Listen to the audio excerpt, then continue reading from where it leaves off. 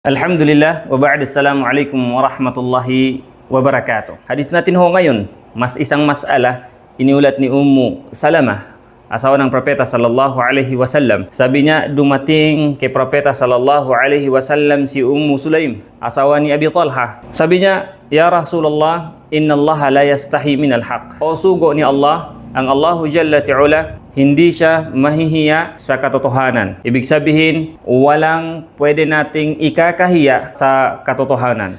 Fahal 'alal mar'ati min ghuslin idha hiya ihtalamat. So ang mas'ala dito, sabi ni Ummu Sulaim, "Ya Rasulullah, maliligo ho ba ang isang babae kapag siya ay nakapanaginip?" Anong panaginip? Panaginip ng paglalabing-labing ni Mr. at ni Mrs. Labing-labing. Alam nyo na kung ibig sabihin nun. Faqala Rasulullah sallallahu alaihi wasallam, sabi ng Propeta sallallahu alaihi wasallam, "Naam." Siyempre, dapat kang maligo. Naam. Oo, maligo kapag ang isang tao nakapanaginip ng paglabing-labing. Sa shart, ang syarat na yon, idha ra'atil ma, kapag nakita niya ang tubig. Ang tubig ho dito ay mani, sinasabi ng Propeta sallallahu alaihi wasallam. Kung nakapanaginip ka, yung panaginip ng paglalabing-labing at hindi mo naman nakita ang tubig na lumabas sa iyong private part, hindi ho kailangan maligo. So ang shart lang ho doon, kapag nakapanaginip ka ng paglalabing-labing at nakita mo lumabas yung tubig na malagkit, kailangan mo na hong maligo.